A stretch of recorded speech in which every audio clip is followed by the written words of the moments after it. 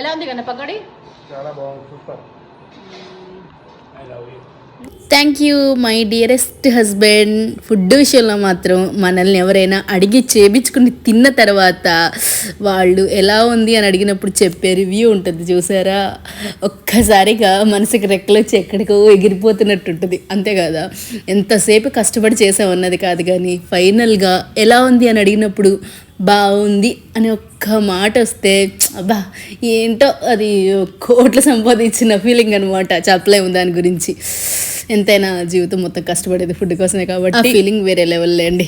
ఇంకా నైట్ డిన్నర్కి ఏం చేసుకున్నారు ఈరోజు? మేమైతే చికెన్ కర్రీ, చికెన్ పకోడీ చేసుకున్నాం. పకోడీ ఎందుకు చేశానంటే మా వారు చేయమన్నారు కాబట్టి చేసి ఇచ్చానమాట. కర్రీ అయితే మా కోసం చేసుకున్నాము.